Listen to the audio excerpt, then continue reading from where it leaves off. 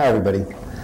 This is going to be a discussion in two parts. First, it's going to be a discussion between my colleagues and myself using technology or technology-enabled experiences that a number of people see coming as provocations for that discussion.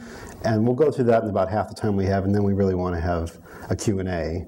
So if you're taking notes, don't worry, we can always click backwards and go back when your questions come up. So, and before I go any further, I wanted to say I am the head of the New York location. We've opened an office at 28 Mercer in Soho, and we're doing business there now. So, and Jason is with us there. So, I think we covered the introduction. So, if you are taking notes, I don't know how you're going to do it in the dark. You'll be fine, I'm sure. And so, I think what we're going to throw at you is a number of disparate ideas that are not just ours. A lot of people see things coming, and everybody sort of overuses the quote attributed to William Gibson that the future's already here, it's just not widely distributed. And you can read Wikipedia if you want to see how much controversy there is about what he said and whether he said it. But the fact is, there are a number of technology-driven changes that are being forecast, and we want to use those to provoke a discussion about what designers should do and what businesses should do or might do, and what the problems and challenges and opportunities might be. So these are wildly disparate. Sometimes they build on each other, and sometimes they're actually based on a number of technologies. So we sort of put them in categories to try to give them some organization. And they are identity, transaction, curation, and collaboration. And again, this is all through a human-centered lens. So this is about people's identity, their transactions, their sort of self-curation, or getting others to do it for them, and then collaboration between people. So I think we'll just launch. And I'll ask the questions come at the end, as I said. So the first sort of provocation is the idea that anything can be co-created, and that actually whether companies want their products or offers to be or not, more and more people are taking the attitude that they can be involved, or they can modify them after the fact. And there's definitely a strong marketing trend on users being involved earlier and earlier. And in a way, sort of what we've always done with user groups and research early in the development phase is a form of co-creation. And I think that's sort of one form that's becoming widespread. I think it's obvious, and it's been talked about a lot. You can't own your brand anymore. You have to have the expectation that people are going to take it and do with what they desire and what they're passionate about. So you almost have to build that sort of sense of transmission into the product when you start off with it. And the example here was a movie that someone made of their iPod that was flashed around everywhere as their own commercial. And it was broadcast all over the web. But this concept of allowing people to take ownership, mutate, express their passions is clearly something that's going on as a reflection of identity. One of the things that's actually really interesting to me about all this is when we think about technology and the way it kind of feeds back into real world life, in the sense that it's like there's a lot of things that happen in co-creation in sort of screen-based world that now we're actually seeing pick up in the way people treat other kinds of products. Right. So, it's like I look at like things like the American Apparel T-shirt as a revolution in the world of clothing, because it's actually so easily co-created. Somebody else can co-opt it and build it, and I think it's actually kind of a reflection of those kinds of things. And one of the challenges for designers is really how do you sort of build in the capabilities for co-creation in a way that isn't forced or phony or going to be rejected by users, because ever more people are very clever about when they're being spoon-fed something and when they're not really co-creating anymore, but just taking part in something that's been foisted on them in a way. Exactly. And so, this is an example, I think, of a highly coveted product that was a story was told because somebody loved it so much by a school teacher in Southern California, and it actually is, the example of viral marketing. But how do you sort of reverse engineer that to become something that the company can truly collaborate with the user about? Is what we're provoked by. This is the Swedish Embassy on Second Life, and I think Jason, you should ask your question. Okay, so this is something that's just interesting to me. So who here has heard of Second Life? Okay, how many people have actually been on it and spent some significant time there? Right, so I think the question that's interesting is, does this marketing hype, right? So everyone's talking about Second Life as sort of the second coming of marketing possibility in the virtual world. The actual reality of it is very different. You know, the reality of it is, frankly, you're on there's a lot of sort of naked people because they haven't bought clothing yet bumping into you and asking you to do a lot of very odd things. But I do think it is this concept of personas and virtual personas and multiple personas and people expressing themselves in different ways by different channels is something that Second Life gives a hint at. I think the real interesting thing in Second Life is what's going to happen next, because this actual experience, I attend and talk to sort of marketing conferences and everyone's like, oh, we got to be on Second Life. I'm like, well, try it first, and then there is some benefit there, but let's not get crazy. One of my favorite things about Second Life is that in an environment where constraints are removed, what's amazing is how constrained actually design is on Second Life. Like when you actually are on it, like you just be like, God, everyone loves Tudor mansions because everyone's building like Tudor mansions. You know, it sort of strikes you that, you know, given the freedom, they could do a lot more than that, I think. Right. So. And then I think flashing forward, it's just if they get it right, or if somebody gets something like it right, that the 2.0 or 3.0 version is going to be, you'll have it with you all the time. So your avatar, your virtual reality will go with you on the go and be with you wherever you happen to be and wherever you want it to be. And I think we'll build on that a little bit with some of the other ideas and provocations here. So, social enterprise. I think a number of you are probably aware of the trends toward friends and family lending being facilitated, peer-to-peer lending, micro-lending.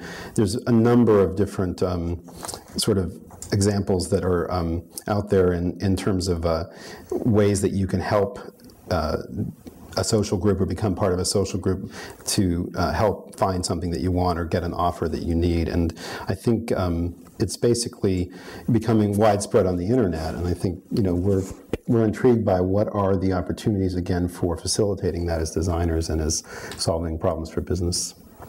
Yeah, well, we're going to keep going 1 to 3. We can jump to Fred. We can go to Fred. But I mean, the concept of collaboration, the concept of disintermediating the sort of business through individuals is an interesting one. You know, sort of investigating ideas around collaborative searching. And you know, if I've searched for a car, why can't Fred just pick up on my searches, right? Why does he have to recreate everything from scratch? How can individuals help link individuals to information? This particular idea is micro-lending, or Prosper, people might have heard of, where you can sort of create an auction for funds and it's completely disintermediating the financial services industry. It's not going to be a big part of lending, but it is interesting to see how society is sort of taking ownership of these pieces. Mm-hmm. Well, the thing that actually really intrigues me about the notion of social enterprise, and especially thinking about using these kinds of tools, is that we tend to think of tools like this as connecting people from really disparate walks of life and really wide ranges of geographies. But actually what I think is most interesting is when we see it used at really local levels. So I have premises that, or I believe that actually some things like organic food networks and things like that only come about because local groups can connect much, much more easily than they ever could before. So there's actually like this ability to create really deep local connections. The slow food movement is like using these kinds of tools. So I think there's really interesting sort of surprise applications of these things that feel like they're more about kind of broad spectrum stuff. Right, and it's sort of a long tail story because it's taking all these sort of little niches and enabling them to sort of optimize themselves and exactly. Yeah, go out there into the world. So actually, I think we will start with you in this one, Fred, because Fred and I have worked on many things like this, but let me just say, this is probably a very today example of what we would call context-aware media, and it's actually Cisco's telepresence system, but there's a number of companies working on these. And the idea is that this system is very tailored to sort of one mode of media engagement, which is virtual teleconferencing, but it also allows for sort of a degraded mode with other points of entry and certainly shared virtual workspaces. And what's, I think, interesting about it in the future is that you can imagine, especially if you go back to the Second Life example, that both you and your avatar may be able to have not in the Minority Report way of a lot of media pushed on you as you walk through a public space, but actually be able to sort of put out media to others and help select who you want to interact with. Has anyone actually been in one of these kind of conference systems? I'm just curious. So not that many. Actually, it's pretty fascinating because when you go into something like this, which actually is really working to get the kinks out, what's amazing in a context like this is that literally you kind of have eye-to-eye contact. You actually start to realize how many things in our lives are in fact being dictated by technology, that there are ways of behaving that are less than good that technology dictates for us. So like my favorite example is like sitting in a conference room and everybody talking to a conference line in the middle of it. You know, it's like, so everyone's staring at this black disc and no one's making eye contact. And so you recognize that technologies can in fact dictate behaviors that aren't good behaviors. And so it's really interesting to see how systems like this start to really adapt. And any technology is going to obviously change behaviors at the same time. And to the point about technology changing the experience, I think you remember one of the ones that I'm not sure you were involved with me, but I know people we work with were, it was so accurate in its fidelity that you basically couldn't get away with any whispering, you couldn't get away with a pin dropping, which is worse than any conference room I've been in, except maybe the ones in IDEO New York because of the hardwood floors. It's but actually, basically, yeah, it's actually funny because on a project really similar to this that we worked on, like there were things like pause features, and actually in the end we ended up saying, well, what if people could just leave the room the way you would have to leave a conference room? Because suddenly pausing a conference call seems really weird because you know everyone's talking about you. So there's like these really strange behaviors. And what do you put up on the screen? Right, exactly. Yeah. And it's funny, I mean, in looking at this title, Context-Aware Media, I actually think of it differently, and go back to the persona example.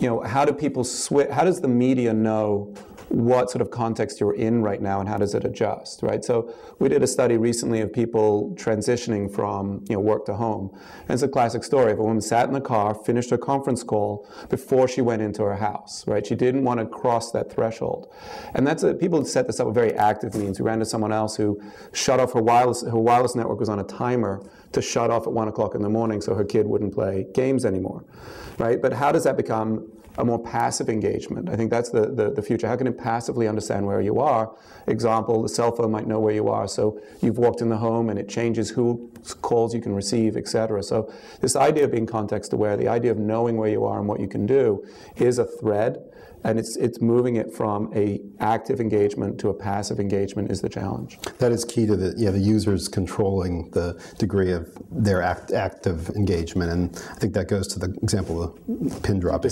I totally disagree. Really? But Excellent. Finally. I mean, one thing that I think you'll recognize is that as we were going through this, we realized that there's no one point of view about what we think is going to be the future. But I mean, I actually think that there's a limit to our ability and willingness to release control. You know, it's like I don't know if anyone ever has seen The Demon Seed. It's a movie from the 70s with Julie Christie where she gets kidnapped by her robot house and impregnated. And to me, it actually is really indicative of the notion that we have deep fears about relinquishing control to technology. And so I think that there's a lot of things and systems that we're not willing to hand over to other things to do. And granted, that's the 70s, but I think you still see the same theme in movies where, like, whether it's Terminator, that's like, that's like killing us all. So right. Or to Jason's example, a lot of people have two phones so they can have a personal and a business. Yeah. And never the twain shall meet, or they can have them both on if they really want to take a lot of calls. So I think the interesting thing about this example is, do any of us believe, I'll poll you guys and you guys can weigh in later, are we going to get to holograms at full scale, the full scale Princess Leia effect? Are we going to get to that level of virtuality? I think we will, but I'm not sure when, and actually I think it'll have to be a really controlled experience because flat 2D is a lot different from that. And I'm just happy you mentioned The Demon Seed. That's like it's like if you haven't, it's a primer for the future. It's a little dystopian. Yeah, a little bit in a good way. I forget. Does it have a happy ending? I don't think so. No, I think that the pizza boy gets electrocuted. I'm pretty sure. So anyway. Boy. Okay. Now we're going to go to something that seems pretty small scale as it's manifest today. This is a Citibank in Hong Kong with basically pay by touch. We all have fingerprint scanners in some part of our worlds, probably may not know it. Certainly I've seen a lot of business laptops incorporating them, and a lot of people don't use them yet. But I think our hypothesis, at least one provocation, is as people self-actualize digitally, Second Life, et cetera, the value of self-authentication and sort of seamless automated authentication is increasing rapidly, and that's one sort of point of departure for what will become a lot more interesting than a simple fingerprint scanner in the future. Yeah, it's a natural output of more stuff moving to the network, right? So as more stuff moves to the network, not under your individual control, but you're interacting with profiles and data that might exist off your computer in some place. You could go into a terminal and look at Google Docs, right? It's everything is ubiquitous, you can get to it. Then the need to authenticate who you are and verify who you are, because that identity now means something to you. A lot more, not just the data, but actually who you are in an online space matters to you. Another, so authenticating, making sure that is you and that you can prove it is going to become necessary to sort of enable these worlds. We ran into, again, another study we did with people when their internet connection went down. The panic was not just I couldn't connect to the internet. The panic was my identity was just loose and doing that. I couldn't connect to it. So you must be able to authenticate so now you can actually move to different locations. It kind of cracks me up to think that our identity now is us, that we use our own body, so it's like it's back to the beginning, I think. But what's an interesting thing that I've sort of seen around this, especially around these kinds of technologies, is that we've seen increasingly using kind of bio-identification as a way of kind of checking in. So there's all these things where people suddenly can self-do, DIY everything. And I work a lot with service organizations where front desk matters, so gyms and hotels and things like that, and suddenly they're freaking out because they're like, nobody needs to come to us anymore. There's actually no reason why we have to have this service moment, and suddenly they're like, well, what's going to happen if we get rid of it? So I think there's some really interesting crises things that are coming out that are opportunities for design, but are also kind of asking industry to question, well, why do we have people if it's just about authentication? Is it about other things that we need to, what the people can mean for us? Right, or what are the new roles we can offer? Rules and what are new service modes? Right. So I think that actually is we're going to come back to that in a couple more here. So this is very broad, but I think the example is, I don't know if any of you are working in, I'm forgetting the name of the system, but there's a number of systems you can sort of code everything you own and make a virtual library of it. And let's call him an early adopter that Jason and I work with, and Fred basically takes everything and makes digital versions of it. He decodes all his DVDs, he rips DivX files of them, and then he stores them online, but also has a map of showing their codes and where they're located in his storage cabinet. And it's sort of an extreme example today of somebody doing something that in the future should be a lot more seamless and automated. I think the provocation to designers is, how do you actually enable the average person, not the obsessive compulsive designer early adopter, to do that.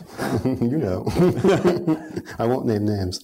I mean, to me that's a challenge for also complexity. If you think about, and we'll get to that challenge in a minute too, but if digital domains allow for ever more complexity, how do you manage that? And I think having sort of physical analogs for things is very helpful for people, and will be too.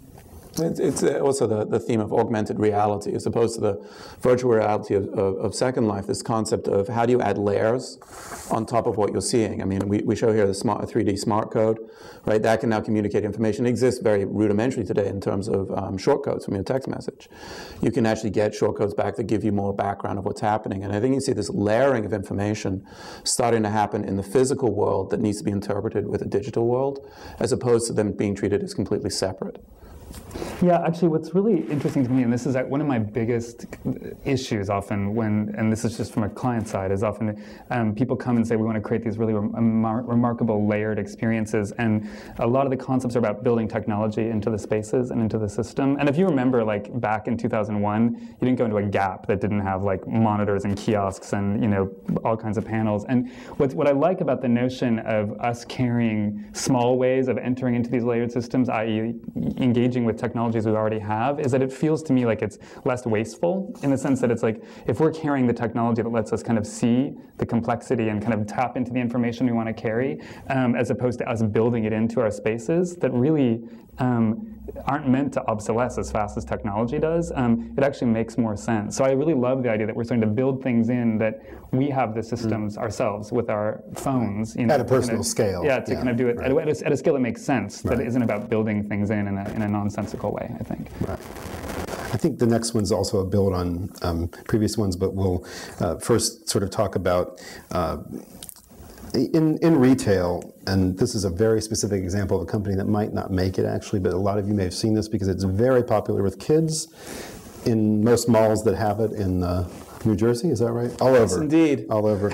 I would say Very popular in New Jersey. Very popular with my kids. Having met these guys early on, their idea is good. It's for those of you who don't know, it's basically an interactive signage system that allows for you to interact with moving displays, dynamic digital displays, and it's just based on optical sensing. In the future, that could become much more sophisticated. And I think as a provocation, it's nice to think of the opportunities for communication within that, for authentication. Again, back to the authentication experience. And I think play is a good starting point for a new experience. So where does it go from there is the question we might have to ask ourselves in the sort of, especially in the retail area, where there's an analog to this in gaming, but we'll get to that later. I think this is much more about transactions and how can they be much richer experiences. It's like, no, I'm not going. I see your turn first. I was actually going to, one of the things that I actually like about this, I'm not a huge fan of the system, but it's like, because it's kind of clunky, but what is interesting about it is that if anyone's seen it, it does really simple things, like you can walk on it and it'll create ripples, so what you're seeing is somebody walking on it and the ripple effect, so it almost feels like water, but it's really just a kind of projected screen, or it'll leave footprints as you walk, and I think it's a really good reminder that one of the things that technology can do for us is just totally delight us. There's some really magical things, and sometimes we try to do too much with these things. And it's like maybe it's okay to just delight your kids or me or whatever. It's like or a drunk person. No, I don't know whoever gets excited by these things, but it's like I think I do. But it's like, but I think that there's a lot there that's just about delight. I think. I think I totally agree with you. This is clunky, and as I said, maybe they're not going to make it, but it's sort of a hint at what might come when it's not clunky. And it's still fun. And it's still fun for the child within us all. So I think that one we'll have to think about in the context of a couple of other provocations, but sort of back to the personal scale, and the reason is that I think about authenticating with whatever it is you carry, whether it's their handset. This is a concept that another group of designers did for an e-wallet. Strangely, it has all the things in today's wallet plus an electronic component, but there's a definite tie to authentication everywhere, context-aware media. The book Everywhere speculates about the day when you just go into the fitting room, try on clothes, and the ones you like you either keep on or either way you authenticate that you're buying them and you just walk out of the store. And that's clearly going to require some technology interventions that are at a scale humans can cope with and adapt and not get called out as shoplifters for walking out of the store too soon. So it's the juxtaposition of things here that's interesting to me. I actually like that it's the e-piece and credit cards and money, right? So there's something necessary right now in credit cards. There's a tactile sense. You look at Blink with Chase and others where you can just wave it over it, and the adoption isn't huge because people still want that return. They want some action. The swipe. Right. And so I think that the swipe and the confirmation and the feeling that they've engaged in that transaction and put their wallet, the card back in the wallet, the whole thing. So this what can be over virtual to the point earlier and what can actually work, and seeing these things side by side is always interesting to me. I think it's some debate as to which device is going to be the sort of consolidated virtual piece in the future. Is it a wallet? Is it the phone? Is it something else? Is it a token? But again, we've seen it with people who they can be terribly technically sophisticated and virtual, but they still want those tactile things. It still matters. I think rituals always got to be respected, and designers have to fit these technologies into them. So, this is, I promise you, the only IDEO-related image, and it's very old, and it's only because it illustrates something that I think we think is actually important to think about. Not just RFID has been talked about forever, and it's really only been in sort of a supply chain or tagging sense, but combine it with the sort of ideas about curated experiences and personalization, and what Fred was talking about preferences, and Jason was talking about the authentication feeding the preferences, and clearly there's something coming, and it isn't here yet in terms of a personal level, but I think that's a provocation for not just retail, in fact. Yeah, RFID is all about supply chain right now. It's where it exists and where it's happening, and translating it to a very user-centered and how people can do it and how people adopt it is still to come.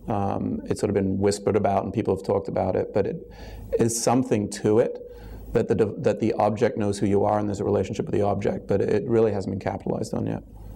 And there's definitely a tie to things like, commoditized GPS being in everything. And we have random taxi strikes, don't we, about something to do with that. So there's a dystopian side to this I don't think a movie's been made about it per se, but there have been movies with threads or science fiction books definitely about, the Big Brother aspects that I think are a real challenge for both designers and businesses.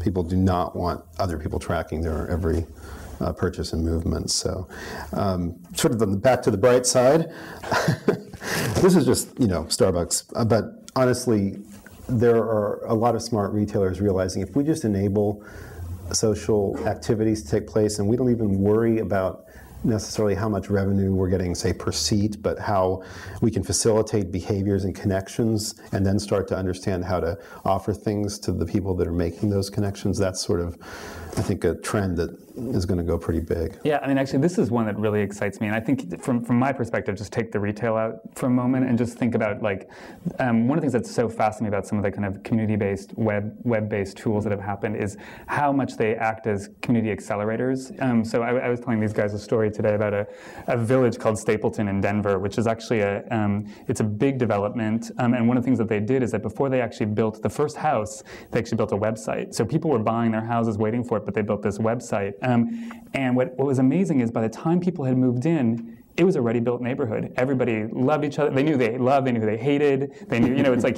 they knew who the nemesis, yeah, who was sleeping with who, friend, and all that sort of stuff. And it was just this ground one. We actually see this in universities a lot, where you remember there's that freshman week when we were in school, where it's you're like, where am I? They're hitting the ground. They're they know everybody. And so there's this remarkable thing about how community is really accelerated through this. In this case, I think of this as kind of virtual front stooping. It's where you can have small groups of people, even within a cafe culture, where you're actually still having these community moments that are really interesting. I think it gets me really excited. And there's a step here where social networks and sort of peer-to-peer help, right, is only happening in sort of a digital space, right? So you're like, oh, I've got a problem, and a group of people sort of respond to you digitally. I think there's something interesting in saying, how can you do that actually in a physical retail space? So it might be a trite example, but the Apple Genius Bar. Well, there's probably a lot of people in the Apple Store who know more than the people at the Genius Bar. So is there some way for you to connect independently, sort of enabled by the space, enabled by some things, but it's really a bunch of independent contractors that are somehow hooking up and meeting because it's networked, yet it's in a retail space and it's physical. I think there's something happening there. And is that not only good for them, but maybe good for your business too? It's the whole sort of third-party developer, people opening up their networks, all that kind of stuff happening by recognizing that individuals and smaller groups can probably do a better job than the big company because information is exchanging. I just like the idea of trying to pull that into a physical space as opposed to just existing virtually.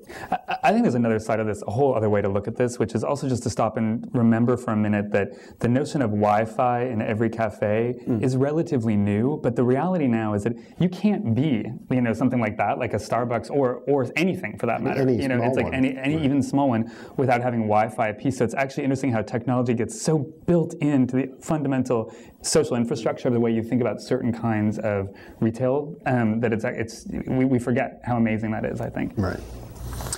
I think this next one is definitely a funny category for us, although we are in a museum, so we'll use the word. I think this is a kind of used in a broad sense. So the first example is something that is sort of a cost of entry if you want to succeed with complex digital experiences. So create layers, have a point of entry that's simple, have a simple way for anybody to start with it, or the people that never want to go deeper to actually use it and enjoy it. This is Apple TV, and I think we're going to hear from Jason on some of the limitations, but it's interesting to me they actually use the same remote they sell with other products, and they definitely do create a layered experience. And in the future, when you think about the dimensions you could bring to how you bring financial information to people, a number of different digital experiences that could get too complex for most people to even adopt because they're just too burdensome. The challenge for designers and businesses to basically get the right point of entry and the right layering so that there's the right match to different types of users. I look at this one and there's the simple and the complex, right? So we're trying to jam those together. And I think what's interesting with Apple TV is it still has a complex component in working with a television, right? So the actual setup is relatively easy, but it still requires this leap, and there's something complex in that has limited the sort of adoption and success, because it feels, the remote control works with the thing very easily, but there's a complex piece happening over this way to the TV that shows that that they haven't completely solved the simplexity of it. Right, and actually, I think the challenge there is you could listen to the sort of early adopters that want it to be laden with features and all the latest interfaces, and that's not the answer. That's just going to lead to probably complexity alone. So I know somebody who at least recently needed help with this, and I don't think I was any help yet, but I will try to help with it. But I think setting the system up is still only simple within itself, and not, to your point, when you go outside of that. So, okay, this is a real fun one. Who knows the hen cam online? So I think the idea that you can go decide what kind of hen you want to lay your eggs, what it's being fed, see that it's cage-free and what its environment is like, see if it's being nurtured and tickled and whatever else hens like. It's a little bit, of a minority case right now, but it's really fascinating how people get delighted by these experiences because they feel in control, and they just, they've sort of curated their own, something that normally was just coming from who knows where in a plastic container. On the right is a picture of a restaurant in Argentina where, of course, beef is a big deal, and you can just go there and order from the menu, but you can also plan ahead and order from a living animal and what part of it you want to eat, what feed it was fed, and sort of how old it is, which I won't go any further about that. But I think the phrase is sort of provocative itself. Technology-enabled provenance is how can you give people more insights and control into that is an interesting challenge. Yeah, and it's all about being unique. I mean, a lot of experiences are becoming ubiquitous or easily copied so quickly. I think the idea of looking for just that special thing where you hand pick the cow and watch it raise and then fly down to Buenos Aires and eat it.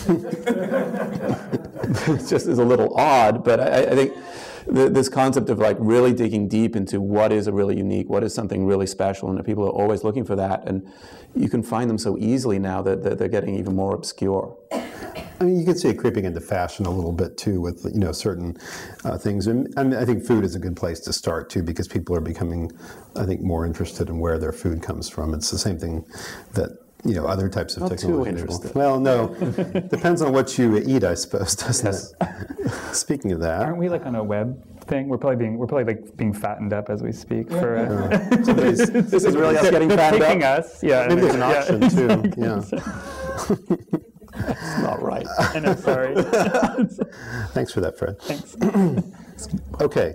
Actually, a little bit related, but sort of automated is, I don't know how many of you have seen these systems. There's one in San Francisco Airport International Terminal, Zoom Systems, and it's really interesting about how this is expanding channels for products that would never have been vended before, and how the user interface is now dynamic enough and large enough that it can not only allow you to figure out what you want and pay for it in a number of ways, but also set some preferences, or at least give some requests, and you can also do that on the website, to what you want stock. So now, and they're getting more sophisticated about how they manage shelf life and whether it's perishable. So they have, food and beverage, they have over-the-counter pharmaceuticals, they have cosmetics, they have all kinds of things coming into this. And yeah, it's actually, I think this is a really interesting thing in a bunch of different ways. But I mean, I think the notion of high-end vending, so I mean, the thing with Zoom is that people are paying like hundreds and hundreds of dollars for things. And there's actually, there's malls in LA where you can buy really, really, really high-end cosmetics through vending machines. And you're watching the people pull out their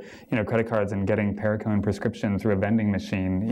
It's LA, so it's a whole other thing. But it's really fascinating how convenience becomes glamorous, I think, after a way. But I think the whole other thing that's really interesting to me is how channels get shifted in other ways. So I was thinking about, there's a brand called Now, and I think it was started by some Nike people. And there's right now one in Portland, and there's one in Chicago. And they've actually kind of reversed this model, which is that they have stores where you can kind of try things on, but to buy stuff, you buy online. And their primary reason is that they feel like it's more sustainable, instead of shipping things to that site and then kind of moving things around, for you to kind of just buy directly. And so it actually kind of becomes a sort of simpler ecosystem. And so I think the notion that technologies are enabling whole new real adoption of new channels, whether it's direct immediacy of an AUTOMAT style system, or if it's the kind of like distance-based something of the Now system, is really intriguing. And I think it's really exciting. It's potentially a green story in that sort of retail case too, that less shipping, less packaging. And what's interesting smaller is footprint stores, all kinds of things like that, because you're not storing as much on site, a whole bunch of things around. Oh yeah, I mean, I think I've watched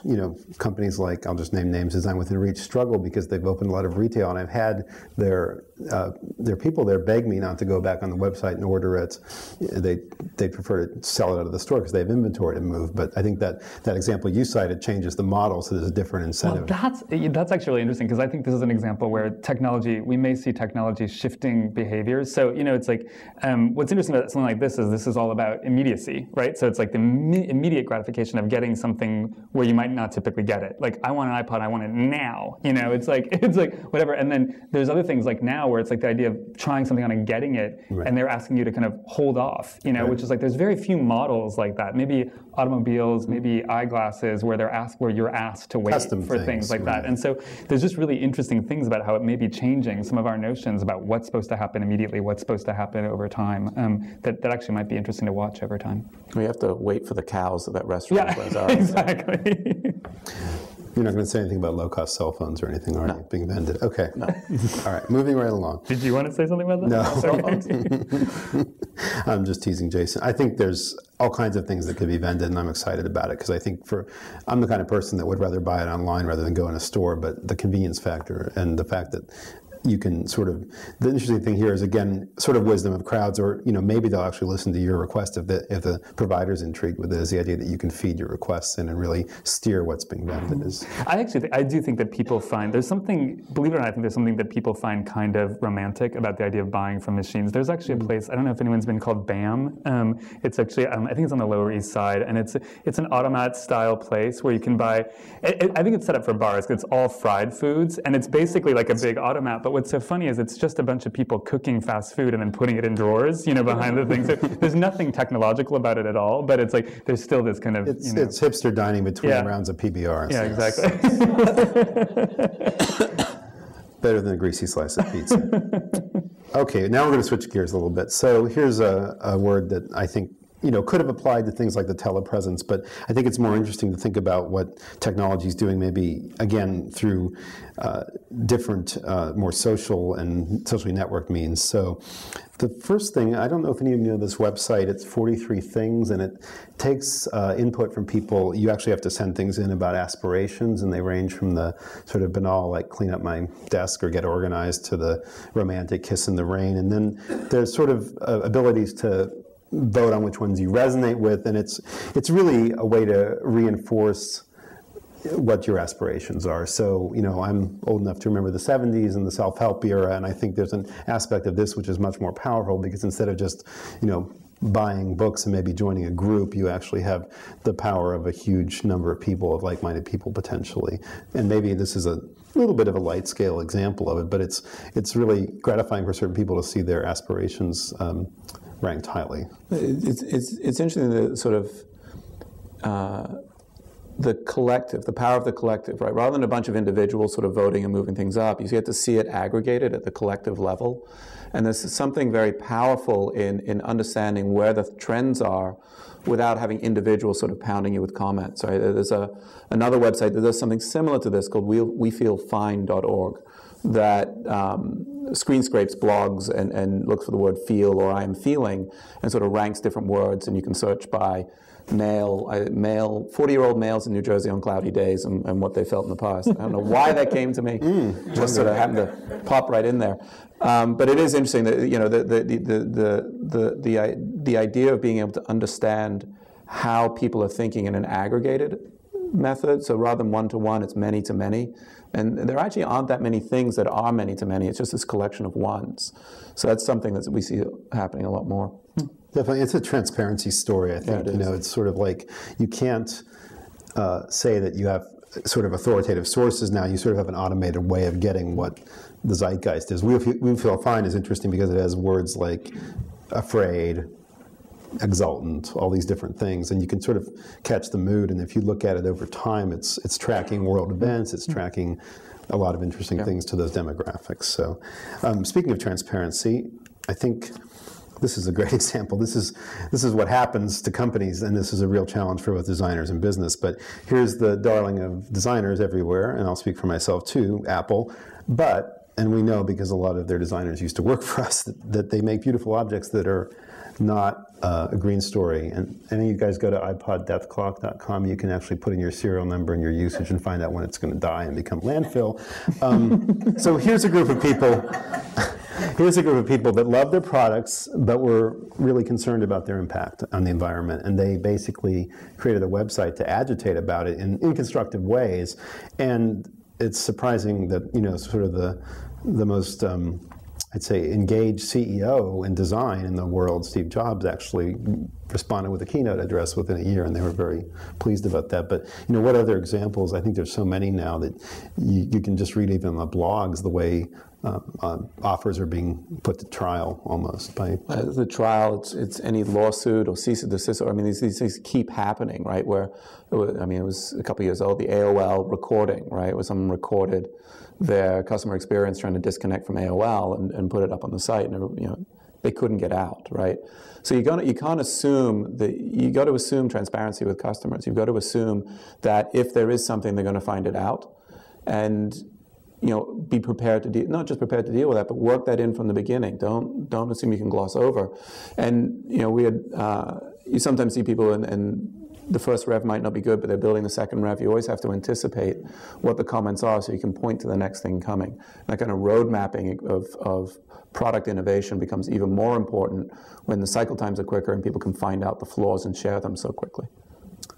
It's a real challenge. I think that actually it's probably something that you want to see if you're in business like Apple, very early warnings of, so you can get in front of it. And I think they have a challenge just in the fact that they're in an industry which I'm pretty familiar with, consumer electronics, where they're spending more than anybody else just to make those beautiful objects, so to make them greener is even harder. I had a really weird, and this is a total personal story, but I had a really weird experience where I was at my dentist this week, and he was filling my tooth, and he basically was like, "Oh, do you participate in Yelp?" And I was like, "Yeah, I look at Yelp. I don't know if everyone knows what Yelp is, but Yelp's like an online community that allows you to kind of take anything, a restaurant, and everybody can post what they think about that restaurant or whatever." And he's like, "Well, I'm on Yelp, and I have 9 good ratings, and I have 1 bad. And let me just explain what the bad thing was." And meanwhile, I'm like literally having like this stuff done, and I was like, "It's okay, it's like I'm here." It's a little late now, yeah. But this notion of like people, and you can see it with restaurants too, right, where it's like things like Yelp can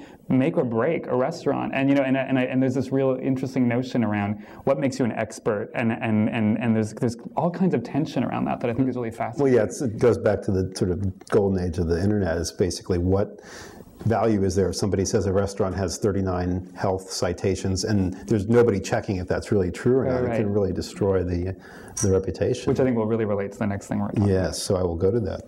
Thank you. Nice bridge.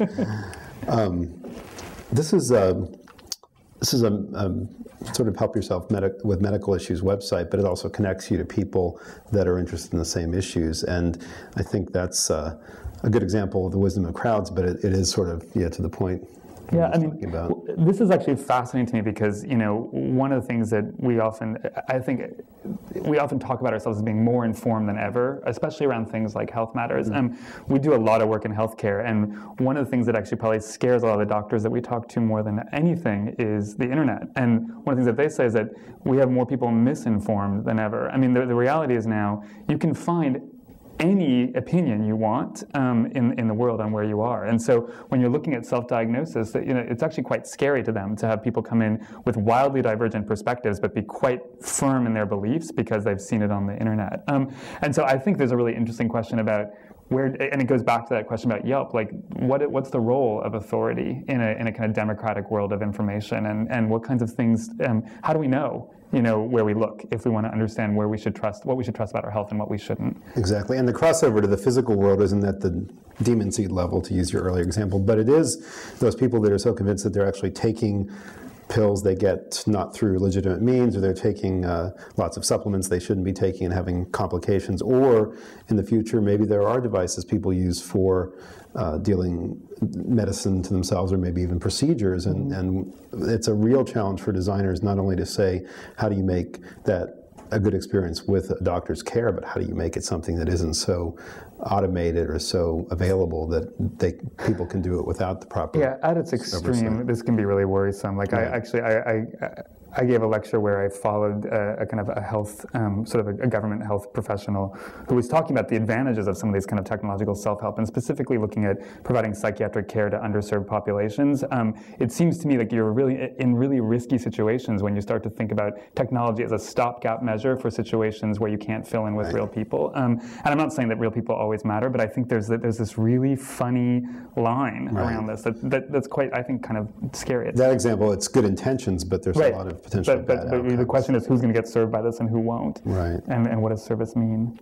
I suppose this also applies to, I know a lot of people that use web to fix their cars or appliances and things like that, and that may be a more positive example of the wisdom of crowds, because usually that's helpful in expanding the sort of knowledge and awareness. But this example is pretty positive. If you guys want to check it out, it's revolutionhealth.com.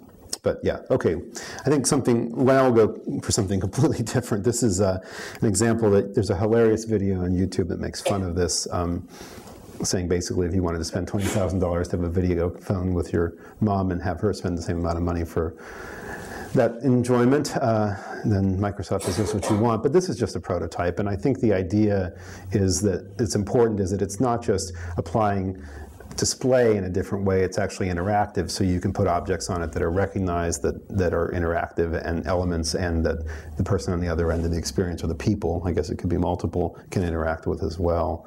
And I think everybody here is of the belief that surfaces are going to get bigger and cheaper and have lots of available information on them, so this is just one example. It's interesting. I mean, if you think about this, and you know, the Microsoft, and some of it is interesting, some of it is a little fanciful, but this concept of most interactive experiences are screen to one right now, or through the screen to someone else. This is actually an interactive experience that a group of people could do together. And I think that there's some powerful stuff here actually in business. Think of it in a bank, when you're opening a bank account, right? And you're having a consultation with someone. There's something interesting that you can now do, because you can have a shared interactive experience rather than the horrible, let me turn the monitor around and show you what this thing is and turn it back, which happens right now. So how this evolves and how the surface computing evolves, the joint sharing of the experience in almost, it can be a business sense or even a consumer sense. Healthcare too, actually. And healthcare is something that liberates it from this very single screen-based that we have right now.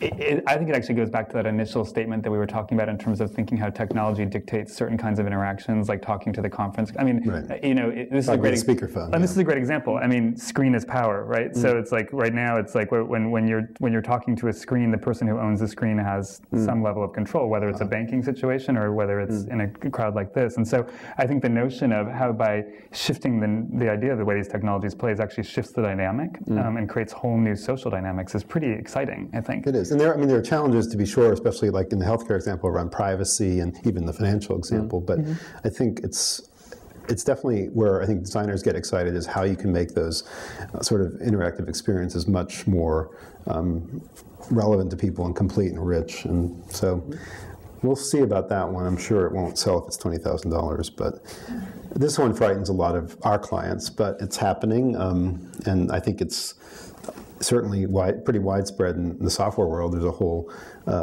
constellation of organizations and companies that are optimizing around the idea that not just they develop their products or their offerings, but a multitude of people do, and they manage and offer that and manage it through the life cycle of the product. Here's a simple example. This is the Roomba, and there are different modules that you can buy and you can sort of customize. And there's a definite trend toward, at least on the West Coast, I don't know if anybody are familiar with the Make Fair, and maybe I don't know if they're having them on the East Coast yet, but Make Magazine.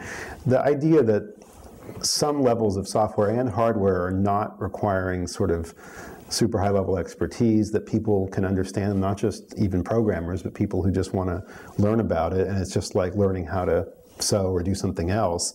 And it's amazing what people want to do and the good it can do for a company's product, because it's again getting other expertises to act on your product and make it a little bit. There's tremendous pride in it. I mean, I think you'll find people who do these hacks and do these workarounds and do these strange convoluted ways, like I said, the woman who shut off her wireless network at 1 o'clock in the morning, very proud that she figured that out, right? And that was something that she could do.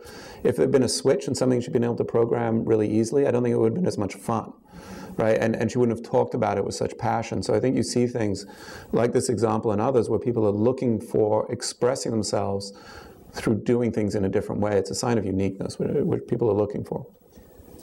And that definitely also comes from the sort of open source software world. And you're starting to see, I don't know if anybody's seen it, it's an open source design for a motorcycle in Europe that I think somebody's going to build. Somebody put it out there and said, build this without any, fee and give us back any improvements you make along the way. I think it's a hard chasm to cross between software, which is malleable and more like writing and physical things, which is so hard often to make. But having some, I guess the more polite way to say it is some open sourceness is a trend that I think we're watching closely and looking for opportunities and ways to not scare people about it. So.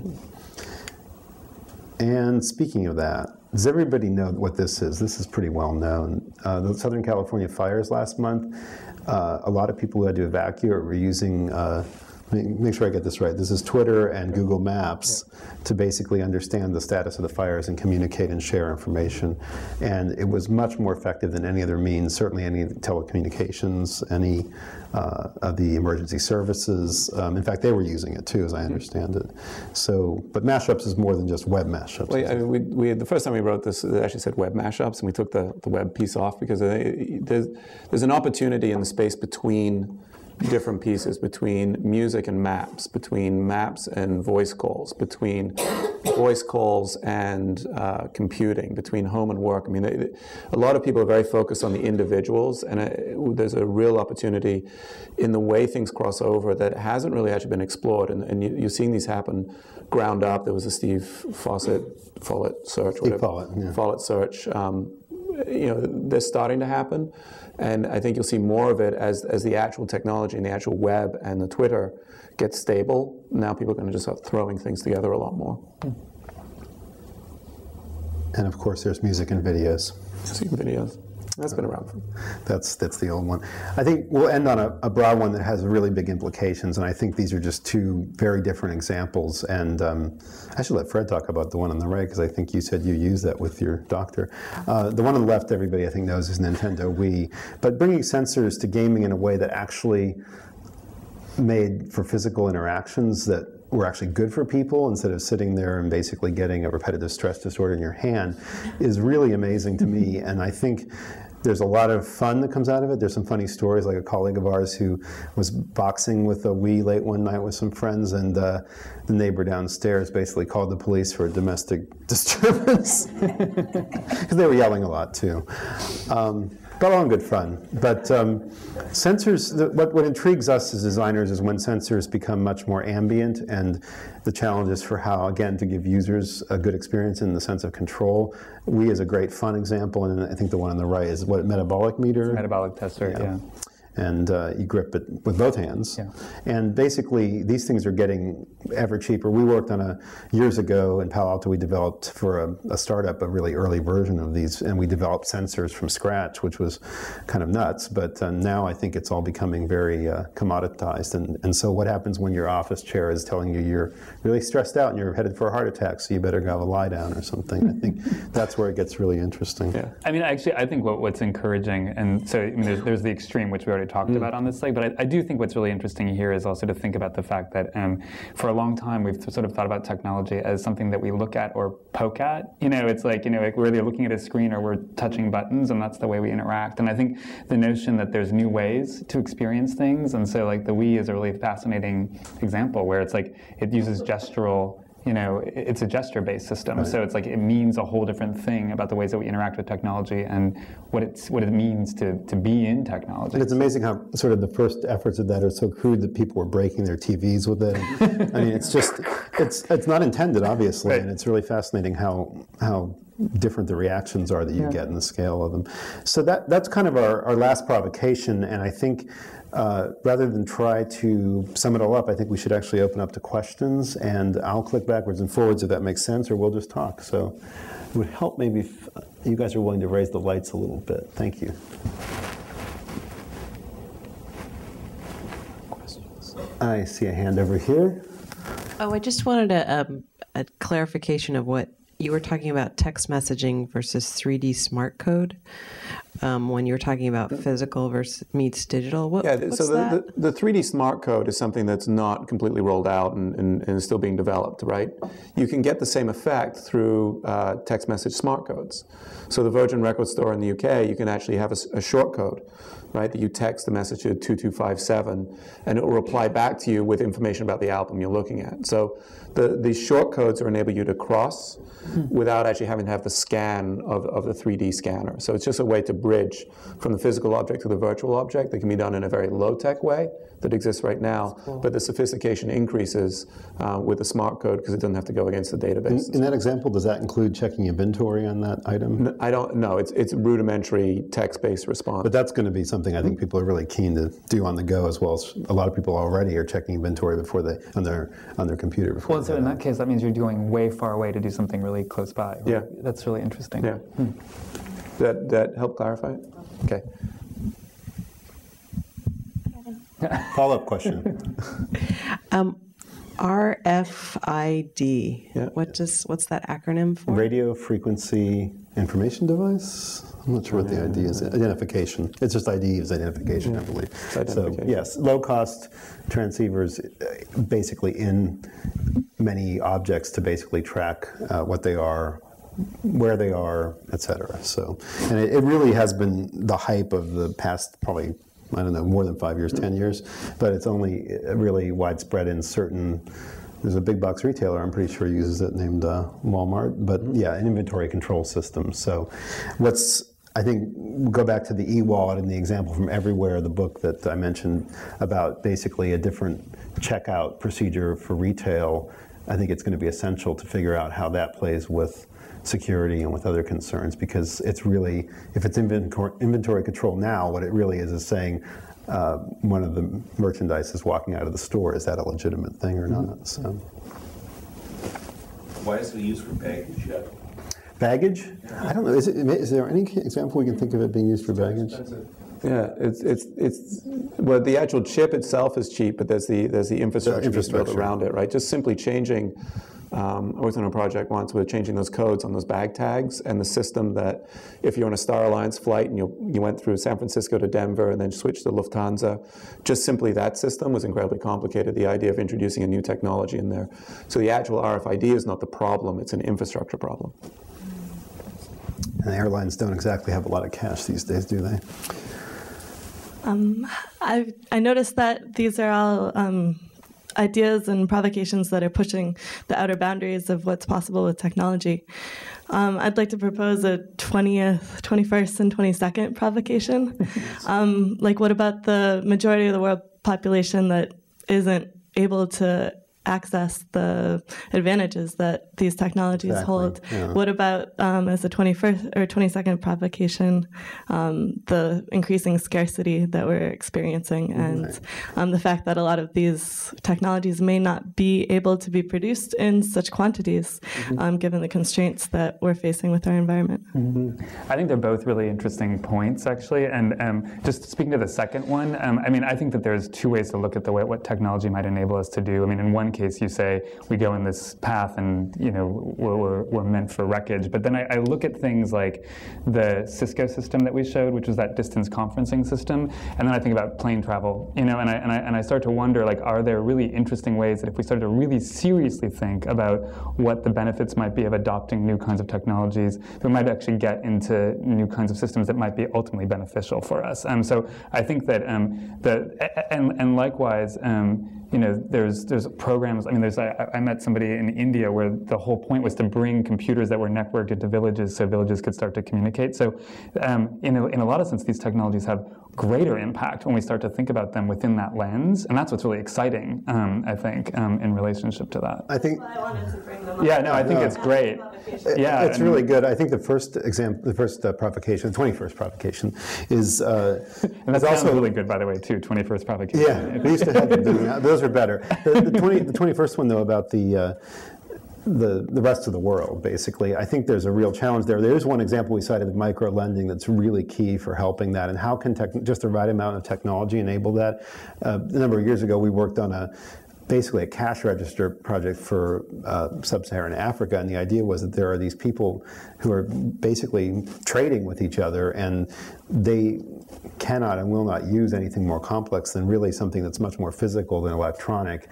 And I think that is actually a need that really hasn't had enough designers or businesses looking at it, though that was for Hewlett-Packard. But it's definitely a challenge, and I think itself we could spend another hour on probably. But micro-lending is one example I'm keen on seeing facilitated, because I think the GMOs and all the big banks are not going to help as much as actually enabling people to do what they need to do with each other better and for their own betterment. Well, Adam, I promise. I'm interested in the variations you may have observed among common users. Your example of the woman who figured out how to turn off her phone at 1 a.m. And she was proud of that, and you suggested that she might not have enjoyed it so much if it had been simple. I'm quite the opposite, having spent way more time than I would ever like to spend figuring things out. I would much rather have the button that just doesn't, and doesn't waste my time trying to figure it out. Are you seeing great variations among people as to what it is they like and what they hope for?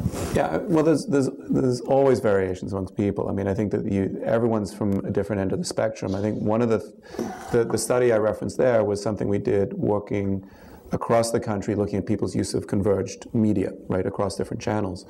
And we actually had a hypothesis going in there that we'd see greater convergence on the coasts, and in the middle, less so. We actually couldn't have been more wrong.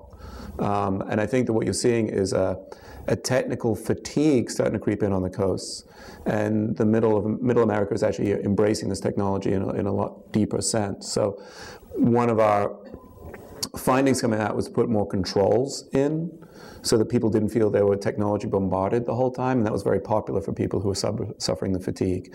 So I think it's more of a cycle than actually that yields the difference, and there's some variance, but I think people are always looking for the thing that no one else is doing.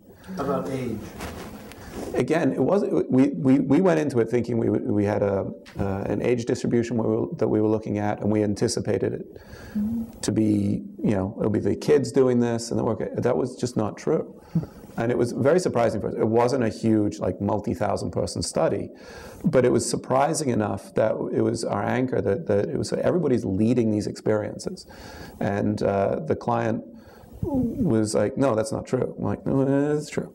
And here are the proof points that we have. So you see it's more in the adoption curve and the level of fatigue than actually an underlying demographic, at least from what we saw. And it's an opportunity for the right kind of simplexity where you can have that point of entry or one layer where you get what you want, and somebody that really wants to actually go in and learn it and tune it can go to another layer. So, which a lot of businesses aren't willing to invest in until they realize that's how you really reach a broader group. Third time's a charm. It's great. I work trying to train educators to use technology, and they're probably one of the hardest audiences you can find out there. And I just wanted to hear you talk about training and education and using technology. I know that people are playing, and that seems to be a really great place where people learn. And also it seems like so much is, the instructions are so intuitive that I think where people get tripped up with Second Life is that it's not so intuitive, and you really have a really steep learning curve with that particular tool. But in fact, education's embracing, or at the college level, a lot of people are embracing Second Life. And also, I love the idea that colonoscopy technicians are using video games to know how to do their job better. And so I just want to hear about training and education in terms of what you're seeing or thinking about. I think, I mean, it comes from demand, right? I think that the people are looking for these analogous experiences that can work, right? I have a second grade son, and his teacher's like, I feel bad because here he is very wired at home, and yet the second grade classroom clearly has not adopted to that, right? And so she's like, how do I bridge this gap? Because here are a room full of kids who know more about computers than I do. And so that demand is helping to drive it. And I think that the easy adoption of some of these interesting new technologies to other, I love the colonoscopy example. That's just great. Because it's really just finding the same uses for the technology. A lot of times people think, oh, this is just play, it's just fun. But the real interesting thing comes when you actually identify it. So I think for education, everything needs to be in the right context, but I think as this generation grows, it's going to be an inevitable that if you don't offer a technology-aware curriculum, you're not going to have the students. And with really good, I mean, experiential learning is the way everybody starts, so why can't technology make for better experiential learning throughout, you know, a professional life, for example? And I think there's still this struggle when you see so much of what I think humans do is they sort of revert to didactic and just putting it all down and follow this formula. And technology should be enabling just that. That colonoscopy example is brilliant. That's just the right one. And I think maybe it's examples from healthcare that are good inspiration for all kinds of learning that could be much more experiential.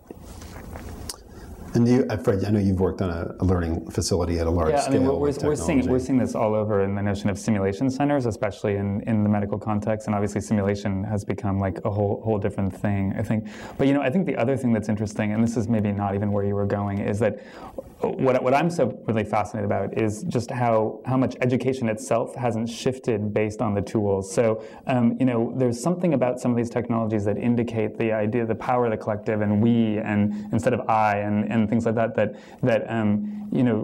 space itself, the context of education hasn't really adapted to it very well. And I think there's real opportunities to kind of think about other ways that we're starting to kind of integrate these technologies into whole new models of teaching and learning. And I think they're really liberating if we start to think about them that way.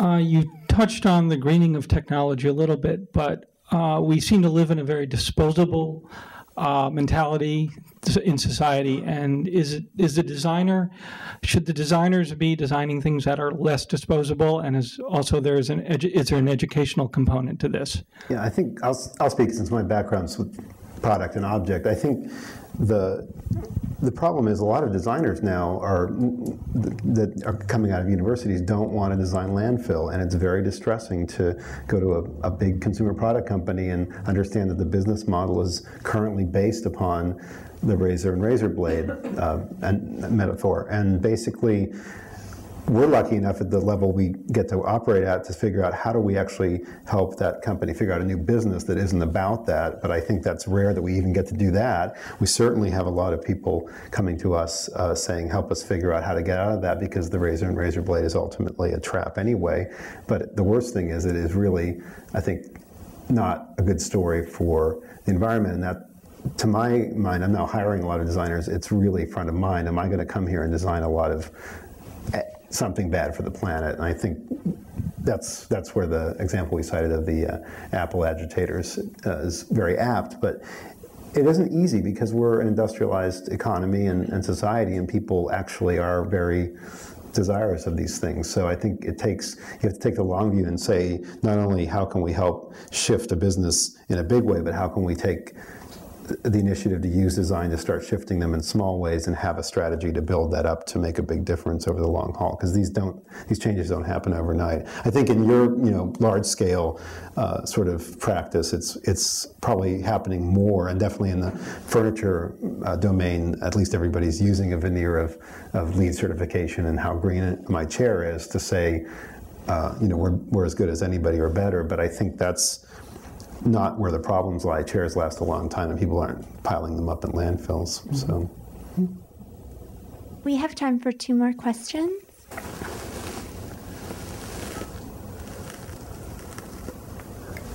Way back.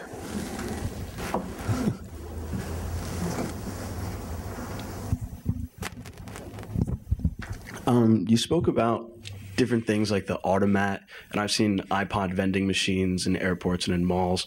And you also spoke about like the RFID-enabled storefronts.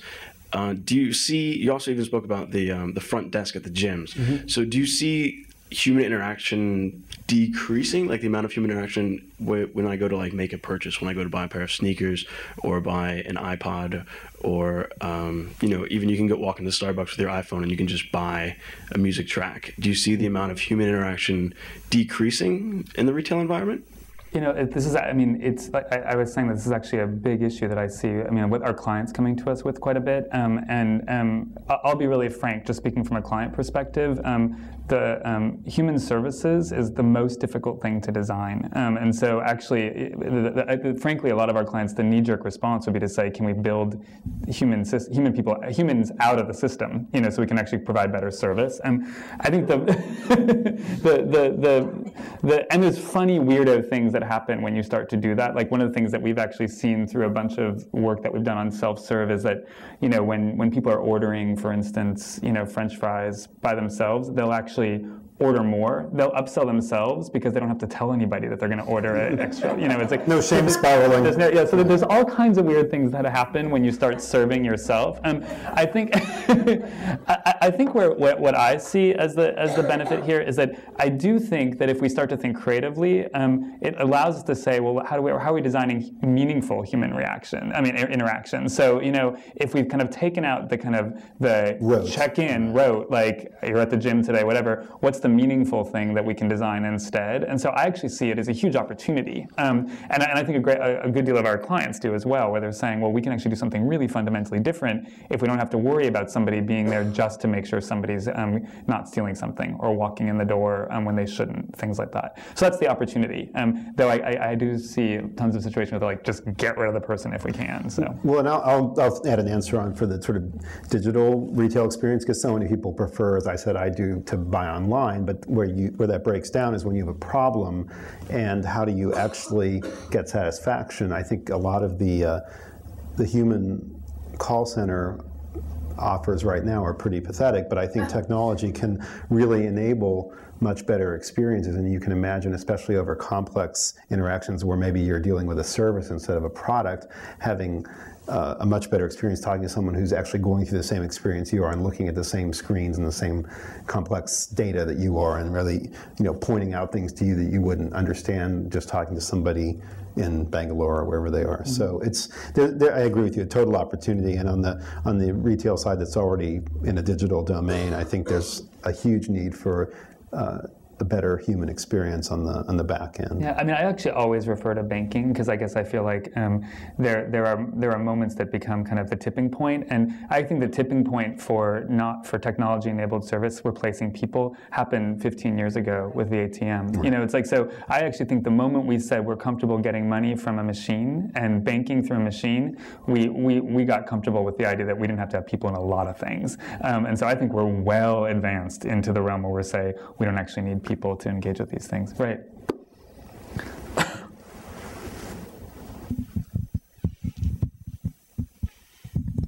Hi. Hi.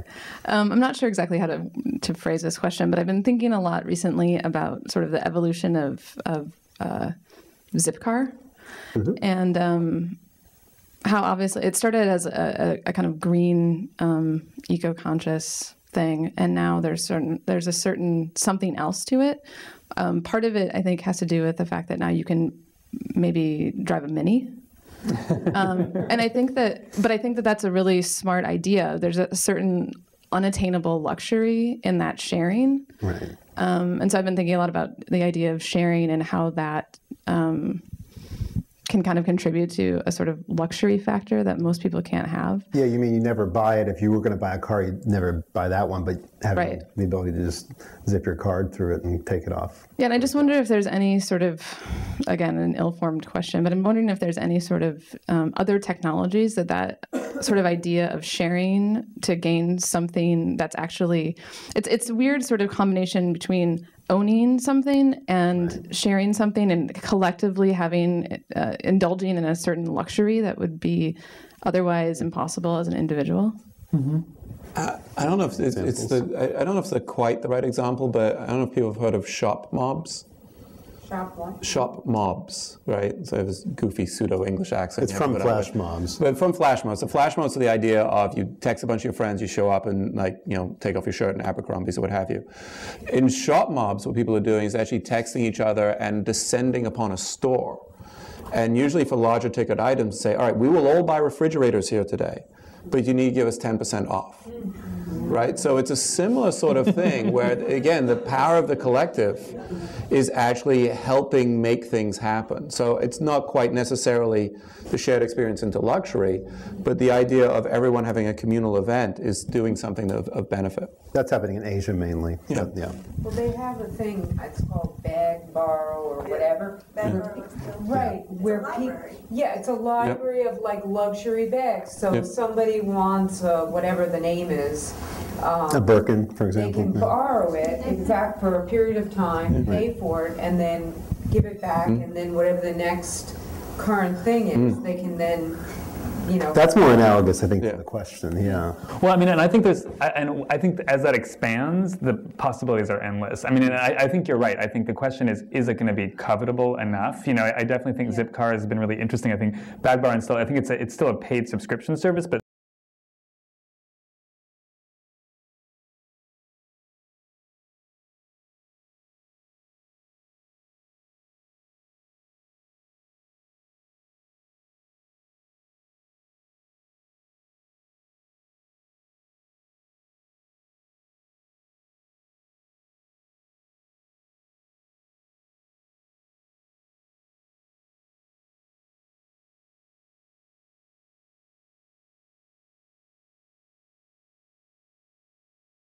then on the other side of it, though, is that if we can start making things like sharing or co-shared services and spaces covetable, there's no end to what we can do. I think it's really exciting, and technology allows us to do it in ways that we couldn't do. Maybe before. Technology will help with the tragedy of the commons, which is my worry too about having used zip cars that were absolutely repellently filthy when I went to use them. And not to end on a bad note, I think actually that's a really intriguing question. I don't really think we know the answer, but the examples range, and I think that was a great example you brought up. It's really bag, exciting. borrow, or steal. So thanks for that.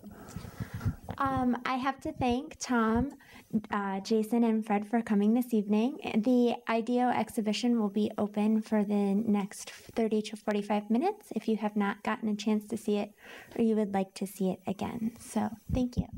Thanks. That's nice.